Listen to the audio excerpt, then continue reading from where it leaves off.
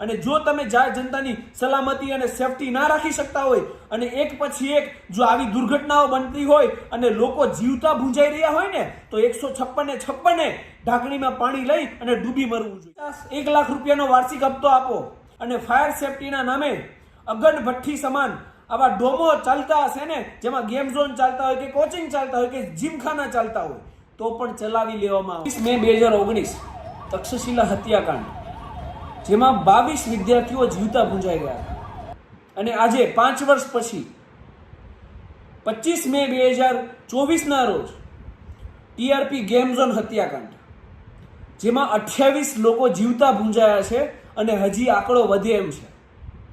અને હું હત્યાકાંડ જ કહીશ, દુર્ઘટના ના કહી શકાય, કારણ કે દુર્ઘટના તો એને કહી શકાય જેની આપણને જાણ ના હોય। આપણને ખબર છે કે પતરાના ડોમના નામે આપણે એક અગન ભઠ્ઠીઓ ચાલુ કરી છે અને એ અગન ભઠ્ઠીઓમાં ગમે ત્યારે કોઈ પણ વ્યક્તિ એ જીવતો ભૂંજાઈ જાય એમ છે, અને એમ છતાં પણ આવી અગન ભઠ્ઠીઓને આપણે ચાલુ રાખવા દઈએ ને ત્યારે આને હત્યાકાંડ જ કહેવાય અને કોઈ પણ પ્રકારે દુર્ઘટના ના કહી શકાય। આ દુનિયામાં સૌથી પીડાદાયી કોઈ મૃત્યુ હોય ને તો એ મૃત્યુ છે આગથી અને એસિડથી જીવતા સળગીને મરવું। કદાચ એ મૃતકોની પીડા આપણે ક્યારે મહેસૂસ ના કરી શકીએ, પરંતુ આવી દુર્ઘટનાઓ ભવિષ્યમાં ના થાય એ માટે અવશ્ય એક વિચાર કરી શકીએ। જેમ તક્ષશિલા હત્યાકાંડ પછી તપાસનો ધમધમાટ ચાલુ થઈ ગયો હતો, એમ આ ઘટના બાદ પણ તપાસનો ધમધમાટ ચાલુ થઈ ગયો છે। એડિશનલ ડીજીને તપાસ સોંપાઈ ગઈ છે, એક એસઆઈટીની રચના થઈ ગઈ છે। જેમ તક્ષશિલા વખતે એસએમસી ઓફિસર, ફાયર ઓફિસર, બિલ્ડરો, જે પણ કોચિંગના સંચાલકો હતા એ તમામ ઉપર ફરિયાદ થઈ હતી, એમ આ ઘટનામાં પણ તમામ ઉપર ફરિયાદ થશે એ સ્વાભાવિક છે। પણ એ ઘટનામાં પણ એક નેતા જેની ભલામણથી આ એક અગન ભઠ્ઠી સમાન ડોમ ચાલુ થયો હતો ને, એ નેતાનું નામ કોઈ જગ્યાએ નહોતું આવ્યું અને મને 100%ની ખાતરી છે આ પણ ઘટનાની અંદર કોઈ નેતાની ભલામણ વગર, કોઈ પણ ફાયર સેફટી વગર, કોઈ પણ પ્રકારની પરવાનગી વગર આ અગન ભઠ્ઠી સમાન જે ગેમ ઝોનનો ડોમ ચાલુ થયો હતો ને, એ કયા નેતાની ભલામણથી થઈ હતી ને તપાસમાં ક્યારેય બહાર નહીં આવે। હરેક દુર્ઘટનાના મૂળમાં ભ્રષ્ટાચારી અને બેમાની હોય છે।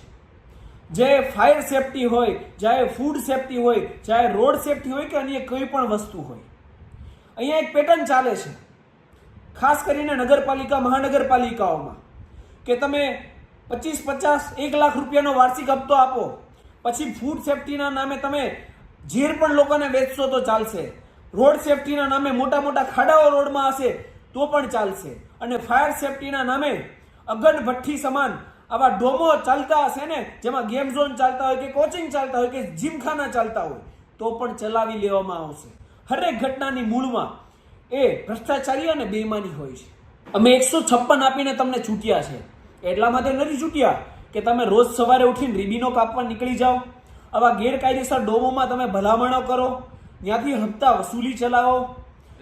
બસ તમારે એક જ વસ્તુ કરવી છે, માઇક લઈને મોટા મોટા ફગાફુદ્દારી કરવાની।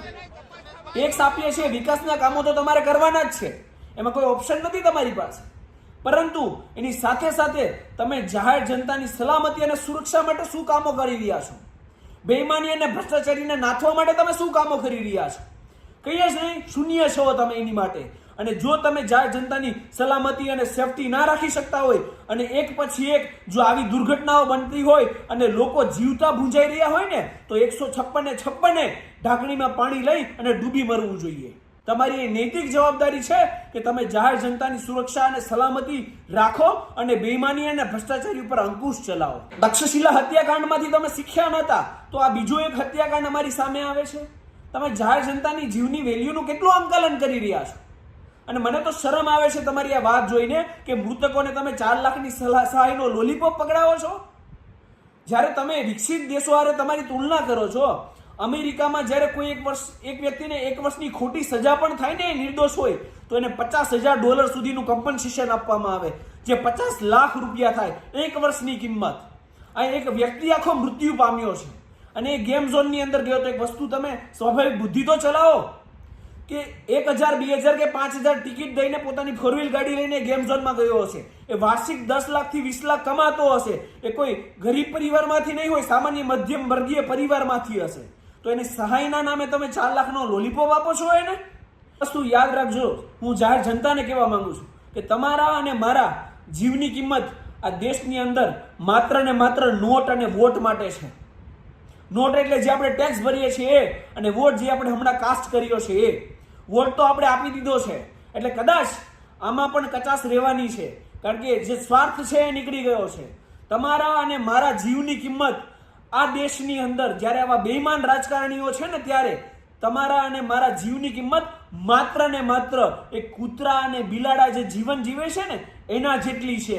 જેમ એક કૂતરું અને બિલાડું રોડ અકસ્માતમાં ગમે તે રીતે મૃત્યુ પામીને એની કોઈ નોંધ ના લે ને, એ રીતે તમે જીવતા ભૂંજાઈ જાઓ ને તોય તમને 4 લાખ રૂપિયાનો લોલીપોપ આપવામાં આવે છે. જેટલા લોકો આમાં ભોગ બન્યા છે ને એમને ન્યાય આ રીતે ના મળે. 4 લાખના લોલીપોપ આપવાથી એમને ન્યાય ત્યારે મળ્યો કહેવાય જ્યારે આમાં તટસ્થ તપાસ થાય. બેઈમાની અને ભ્રષ્ટાચારી જ્યાં આવી ઘટનાઓના મૂળમાં છે એમાં સંપૂર્ણપણે અંકુશ આવે. જે 156 ચૂંટ્યા છે ને, 156 આ ભ્રષ્ટાચારી અને બેઈમાની કરવામાં નહીં પરંતુ એને નાબૂદ કરવામાં પોતાનો સહયોગ આપે ને, ત્યારે કેમ જ જેમને 4 લાખ મળ્યા છે ને, 4 લાખ નહીં 4 કરોડ ઓછામાં ઓછા એમને કમ્પન્સેશન રૂપિયા આપવામાં આવે. અને હરેક બેઈમાન પછી એમાં આ ઘટનામાં સામેલ કોઈ નેતા પણ કેમ ના હોય, જેને ભલામણ કરી હોય એને પણ આરોપીના લિસ્ટમાં નાખવામાં આવે ને, ત્યારે આ વિક્ટીમને સાચો ન્યાય મળ્યો કહેવાય. એટલે જનતાને જાગૃત થવાની જરૂર છે, નહીં તો આવી ઘટનાઓ બન્યા જ કરશે.